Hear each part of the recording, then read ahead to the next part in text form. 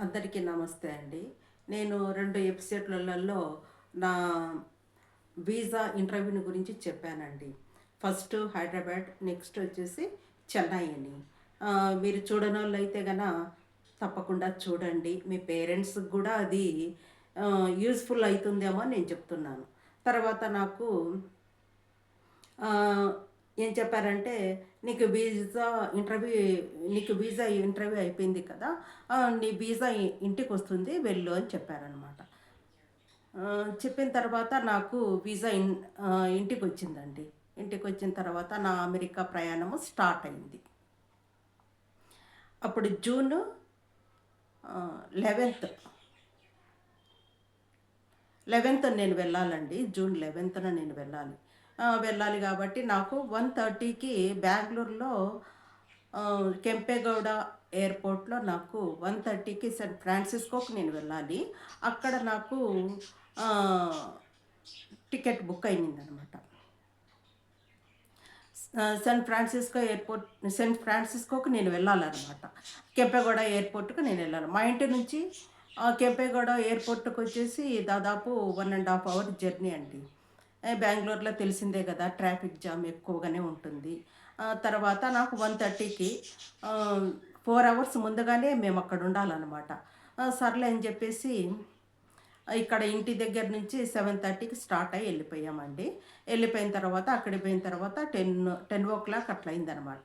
10:00 అట్లా అయిన తర్వాత నాకు మా వారు, మా అబ్బాయి సెండ్ ఆఫ్ ఇచ్చారు.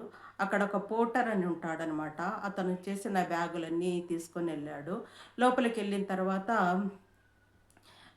ఇంకా అన్ని ప్రొసీజర్స్ స్టార్ట్ అయితాయండి. బ్యాగులు, లగేజ్ బ్యాగ్స్, మన బ్యాగ్స్ అన్నీ వెయిట్ చేస్తారు. వెయిట్ చేసిన తర్వాత మనకు బోర్డింగ్ పాస్ ఇస్తారు. బోర్డింగ్ పాస్ ఇచ్చిన తర్వాత మనము 2 సూట్ కేసులు 23 కేజెస్, 23 కేజెస్ ఆహ్, అక్కడ తీసుకుంటారనమాట. తీసుకున్న తర్వాత మన అడ్రెస్ అంతా దాని మీద ఉంటుంది. తర్వాత నాకు బోర్డింగ్ పాస్ ఇచ్చారు. ఒక హ్యాండ్ బ్యాగ్ మన దగ్గరుంటుంది. ఒక 5 కేజీ బ్యాగ్ గూడా మన దగ్గరుంటుందనమాట. తర్వాత నేను ఆ పోర్టర్ ఏం చేసినాడంటే, కొంచెం టిప్ ఇచ్చేసినాక అతను ఎళ్ళిపోయాడు. ఎళ్ళిపోయిన తర్వాత శాన్ ఫ్రాన్సిస్కోకి పోయే వాళ్ళందరూ ఒక చాట ఉంటారనమాట. అక్కడ నన్ను వదిలేసి ఎళ్ళాడు. తర్వాత నాకు వీల్ చైర్ బుక్ జేసినారండి. వీల్ చైర్ బుక్ జేసిన తర్వాత వీల్ చైర్ వచ్చిందనమాట. వీల్ చైర్ వచ్చిన తర్వాత నన్ను అందరిని ఎవరెవరు వీల్ చైర్ ఉంటారో వాళ్ళందరినీ తీసుకొని పోతాడనమాట. తీసుకొని పోయిన తర్వాత అక్కడే ఫ్లైట్ దగ్గర కొంచెం దూరంలో మనల్ని వదిలేస్తారు. వదిలేసిన తర్వాత మనం ఫ్లైట్‌లోకి వెళ్ళాలి. బోర్డింగ్ పాస్ మాత్రం మన దగ్గర ఉండాలండి. పాస్‌పోర్టు, బోర్డింగ్ పాస్ మాత్రం చాలా చాలా ఇంపార్టెంట్. ఎవరే గాని అది మిస్ కావద్దండి. మీ పేరెంట్స్ ఒకేళ ఓల్డ్ ఏజ్ వాళ్ళున్నా, పోతా ఉన్నా చేసినా గూడా మీరు మాత్రము అది కంపల్సరీ మన దగ్గర ఉండాలా అని చెప్పండి. చెప్పిన తర్వాత మనం ఒక దగ్గర గూడా ఒక ఫైల్ ఉంటుందనమాట. మన వాళ్ళక్కడ ఏం జాబ్ చేస్తున్నారు, ఏం కథ అనేది అన్నీ వాళ్ళు డాక్యుమెంట్స్ మనకు ఆల్రెడీ పంపించుంటారు మన పిల్లలు. ఆ డాక్యుమెంట్స్ అన్నీ మనం ఒక ఫైల్‌లో పెట్టుకొని ఉండాలనమాట. ఆ తర్వాత ఫ్లైటొచ్చిందండి. ఫ్లైట్‌లో నేనెక్కాను. ఎక్కిన తర్వాత నా అదృష్టం కొద్దీ అంతా లేడీసే ఉన్నారు. నా దగ్గర కూర్చుండేవాళ్ళు గానీ, పక్క గానీ అంతా బాగుండింది. ఆహ్, తర్వాత ఎయిర్ హోస్టెసెస్ గూడా బాగానే కోఆపరేట్ చేశారండి. చాలా జరిగింది నా జర్నీ మాత్రము. తర్వాత నేను డే టైమ్ జర్నీ చేసినా కాబట్టి ఫుల్లు నా జర్నీ అంతా డే టైమ్ అయిందండి. ఎక్కడో నైట్ అయిందనమాట. అప్పుడు మనకు తెలిసిపోతుంది ఫ్లైట్‌లో. మబ్బు మబ్బు అయిపోతుందనమాట. లేదంటే ఫ్లైట్ అంతా వెలుగుగానే ఉంటుంది. ఆ విధంగా నా జర్నీ స్టార్ట్ అయిందండి. అక్కడ నేను 5 మంత్స్ 20 డేస్ ఉన్నాననమాట. ఆహ్, నా అమెరికా జర్నీలో 5 మంత్స్ 20 డేస్ నేనక్కడ గడిపాను.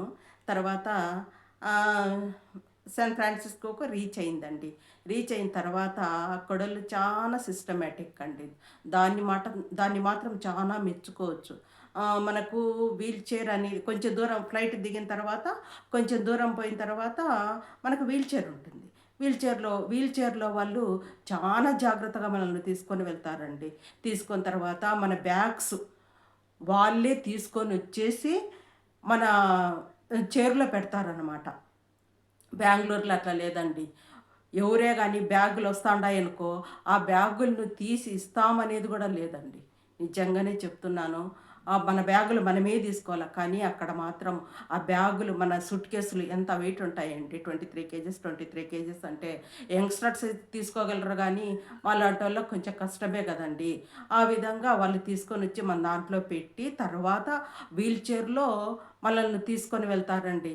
మీ వాళ్ళు ఉంటే గన వాళ్ళకి చెప్పండి. పలానా గేట్ దగ్గరికి రమ్మని చెప్పండి అని వాళ్ళే మనకు చెప్తారండి. చెప్పిన తర్వాత మనం ఫోన్ చేయమంటారు. మనం ఫోన్ చేస్తాం. ఆల్రెడీ వాళ్ళకి తెలిసిపోయి ఉంటుంది. పలానా గేట్ దగ్గరికి వాళ్ళు వస్తారని. కానీ వీళ్ళు గూడా మనకు జాగ్రత్తలు చెప్తారు. తర్వాత వాష్‌రూమ్స్ ఉంటే వాష్‌రూమ్స్‌కెళ్ళండి అని చెప్తారు. తర్వాత పాస్‌పోర్ట్ జాగ్రత్తగా పెట్టుకున్నారా? మీ పాస్‌పోర్ట్‌ని చెక్ జేసుకోండి అని చాలా సార్లు మనకు చెప్తారండి వాళ్ళు.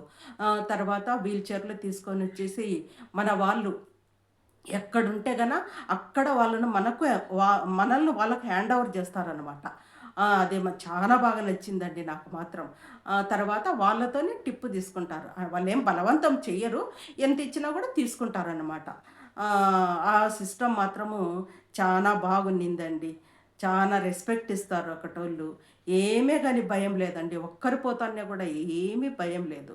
నిజంగానే చెప్తున్నాను. నా అనుభవంలో నేను చెప్తున్నానన్నమాట. ఫస్ట్ టైమ్ నేను జర్నీ చేసినా కూడా నాకు ఫస్ట్‌లో కొంచెం భయమయింది. కానీ తర్వాత ఏం భయం కాలేదండి.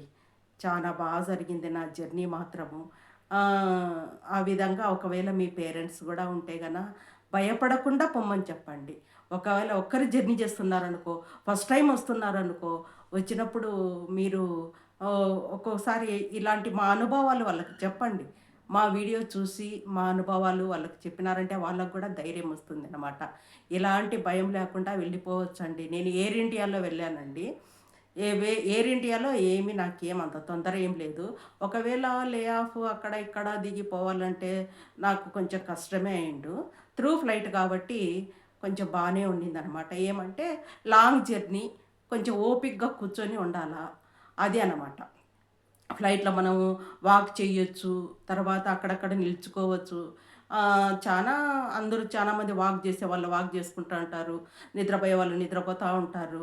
ఆహ్, ఏమన్నా మనకు తెలిసినోళ్ళుంటే ఆ టాపిక్, ఈ టాపిక్ మాట్లాడుకోవచ్చు. సినిమాలు చూడొచ్చు. నెక్స్ట్ వచ్చేసి అన్ని విధాలా బానే ఉంటుందండి. టైం అనేది బాగానే టైమ్ పాస్ అవుతుంది. అందుకోసమే మీ పేరెంట్స్‌కి గూడా చెప్పండి. నెక్స్ట్ వచ్చేసి వెరీ ఇంపార్టెంట్ అండి ఇమిగ్రేషన్. ఇమిగ్రేషన్ ఉంటుందండి. మనం దిగినాక అక్కడ ఆహ్, వీళ్ళు తీసుకొని పోతారు కదండీ! వీల్ చైర్‌లో ఉండేవాళ్ళు తీసుకొని పోయినా మనల్ని ఇమిగ్రేషన్ దగ్గర పెడతారనమాట. ఆ ఇమిగ్రేషన్‌లో మనకు కొన్ని క్వెషన్‌లేస్తారండి. ఆహ్ ఏమేం క్వెషన్‌లేసినారంటే నాకు "నువ్వెందుకొచ్చినావు" అని అడిగినారు. "ఏ పర్పస్ మీదొచ్చినావు" అని అడిగినారనమాట. అడిగితే నేను చెప్పాను, "మా అమ్మాయి డెలివరీ అయింది. నేను బాబుని చూడ్డానికొచ్చాను" అని చెప్పాననమాట. "నువ్వు ఎన్ని నెలలు ఉండబోతావు" అన్నారు. ఆల్రెడీ మనది రిటర్న్ టికెట్ గూడా బుక్ అయుంటది గాబట్టి వాళ్ళకి ఆల్రెడీ తెలిసిపోతుంది అక్కడే. మన టికెట్ గూడా అక్కడ చూస్తారు. తర్వాత "ఇన్ని నెలలు నువ్వు ఉండగలవా" అన్నారు. అవునండి. నేను ఉంటాను" అని చెప్పాననమాట. అంతా ఇంగ్లీష్‌లోనే అడుగుతారు. తర్వాత "నువ్వు రిటర్న్ ఎళ్ళిపోతావు గదా!" అంటారనమాట. అవును. నేను రిటర్న్ ఖచ్చితంగా వెళ్తాను. ఎందుకంటే నాకు ఇండియాలో మా బాబు, మా వారు ఉన్నారు. నేను ఖచ్చితంగా వెళ్ళాలి అని చెప్పాననమాట. ఆ తర్వాత సరే ఏమేమి ప్రదేశాలు ఇక్కడ నువ్వు చూడబోతావంటే, మా అల్లుడు, బిడ్డ ఏమేం ప్రదేశాలు చూపిస్తారో ఆ ప్రదేశాలన్నీ నేను చూస్తాను అని చెప్పినాను అనమాట. ఓకే. వెల్కమ్ టు యూఎస్ఏ అన్నారనమాట. తర్వాత అక్కడ లాంగ్ పీరియడ్ ఉండే వాళ్ళని ఒక లైన్ తీసుకపోతారు. షార్ట్ పీరియడ్ ఉండే వాళ్ళని ఒక లైన్ తీసుకపోతారనమాట. ఆ విధంగా ఇమిగ్రేషన్‌లో గూడా కొన్ని క్వెషన్‌లు అడుగుతారు. అది గూడా మీ పేరెంట్స్‌కి మీరు చెప్పండి. దాన్ని గూడా మోటివేట్ చేసి వాళ్ళని పంపండి. ఏమేమి అడుగుతారు. నాకు అడిగింది నేను చెప్పానండి. ఇంకా తక్కువ అడగొచ్చు, లేకుంటే ఏం అడగకుండా అయినా పంపొచ్చు. ఇప్పుడంతా స్ట్రిక్ట్‌గా ఉంది గాబట్టి కొంచెము మీరు గూడా మీ పేరెంట్స్‌ని మోటివేట్ చేసి పంపండి. తర్వాత డాక్యుమెంట్స్ గూడా జాగ్రత్తగా అంతా ఫైల్‌లు మాత్రం మన దగ్గర ఉండాల. ఒకవేళ వాళ్ళకు డౌట్ వచ్చిందనుకో ఫైల్ అడుగుతారనమాట. మొత్తం ఫైల్‌లో ఎక్కడ, మీ వాళ్ళెక్కడ జాబ్ జేస్తున్నారు, ఏం కథ అని గూడా అడగొచ్చు. స్ట్రిక్ట్‌గా ఉండే స్ట్రిక్ట్‌గా ఉండేవాళ్ళైతే కొంతమంది పర్వాలేదులే వీళ్ళు బీ2 వీసా మీద వచ్చినారు. విజిటింగ్ వీసా గదా! పేరెంట్స్ వెళ్ళిపోతారు అనుకోని ఒకవేళ ఉంటే గన అదేం కాదు. ఆ విధంగా ఇమిగ్రేషన్ కూడా జరుగుతుందండి. ఇక్కడ దిగిన తర్వాత ఇమిగ్రేషన్ ఉండదు అక్కడ మళ్ళా ఫోటో తీసుకుంటారు. ఎందుకంటే వాళ్ళ దేశంలోకి మనం ఎంటర్ అయినాం గదా! ఫోటో గూడా తీసుకుంటారనమాట. ఫోటో తీసుకొనేసి ఆ పాస్‌పోర్ట్ మీద సీలేసి ఇస్తారనమాట. అదే అండి నా అమెరికా జర్నీలో మూడవ భాగం మీతో నేను పాలు పంచుకున్నాను. ఎంతోమంది నా వీడియోని చూస్తూ ఉన్నారు. చాలామంది వ్యూవర్స్ ఉన్నారు. లైక్ చేయండి, షేర్ చేయండి, సబ్స్క్రైబ్ చేసుకోండి. ఇంకా మంచి మంచి నాకు తెలిసినటువంటి టాపిక్స్ ఏమన్నా ఉంటే మంచి మంచి టాపిక్స్‌తో నేను మీ ముందుకొస్తానండి. ఉంటానండి. అందరికీ బాయ్ అండి. నమస్తే అండి.